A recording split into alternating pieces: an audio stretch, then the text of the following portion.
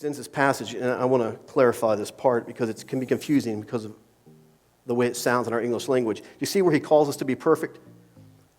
Anyone see that? Right? Right? So it sounds crazy, right? A little weird. Like perfect, you know? And I know you're looking up here, and I know I'm pretty close, but listen. Perfect, right? In our English language, we lose some of what it means.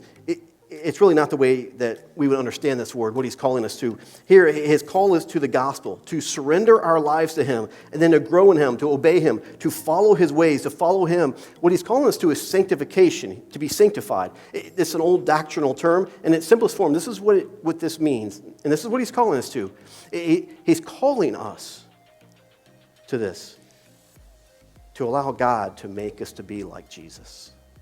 That's what he's calling us to. By the way, think about that. Isn't that amazing?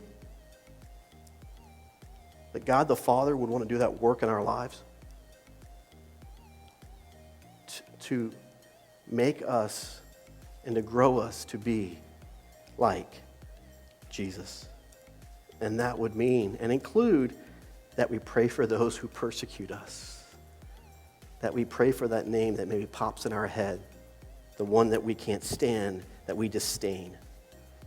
I've used this before. I want to use this again. It'll be on the screen. The greatest act of love ever committed on earth was by a perfect man dying for his enemies.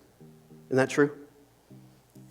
Like, we love watching movies that are like that. Like where the king steps out and says, I'm going to fight with the men. I'm going to get on the front lines. I'm going to lay my life down for my people. We love movies like that, don't we? The hero. Listen, Jesus, it was the greatest act ever committed. A perfect man dying for his enemies. Not just a perfect man, hear me. Our king gave his life for us. I mean, but the greatest leadership in the world, isn't it? Like we love great leaders that have integrity, that will do whatever it takes. Jesus is that leader. He's the king. He did that for us, and he says, hey, people, like in his crowd that day when he's speaking to them, you in his room, you guys watching online, he's saying, hey, live this way. Live this way. Let me close with this. If you go back to that word perfect, verse 48, it's actually better translated in our English language as really as mature or whole. So Jesus, he wants to make us whole. He wants to mature us. God the Father wants to mature us, to grow us to be like Jesus, to make us mature. He desires to do that in our lives. And folks, this is part of that.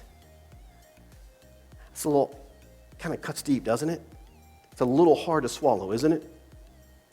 But that's part of the maturing, what he's calling us to. And then think about this.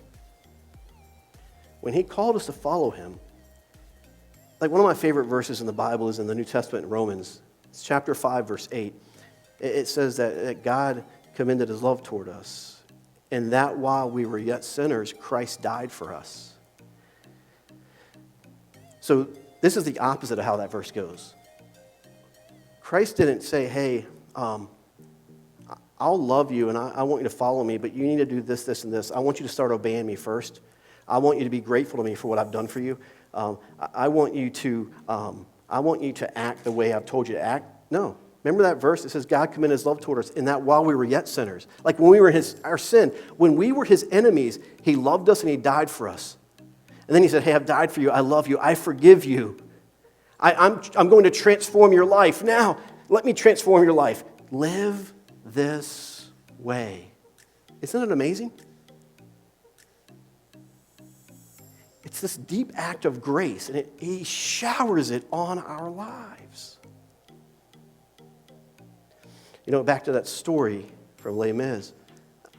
I mean, we love those stories, don't we? I mean, this priest had every right to take his stuff back and to have this man thrown in prison. But he not only forgives him, so that's mercy. Mercy is not getting what we deserve. But he gives him all of the valuables and tells him to live a new way. So he gives first, hear me on this, he gives and then calls him. That's grace, getting what we don't deserve. Jesus calls us to himself, like the Spirit opens our eyes to the truth of the gospel. We're transformed, aren't we? For those of us that know Jesus, right? Isn't it a great day?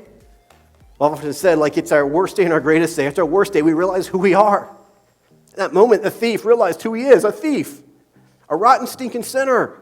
But it's our greatest day because we realize there's a way out through Jesus. So he loves us, he forgives us, he calls his enemies to himself, and then, after we're showered with grace and we're transformed, he says, now, follow me, live for me.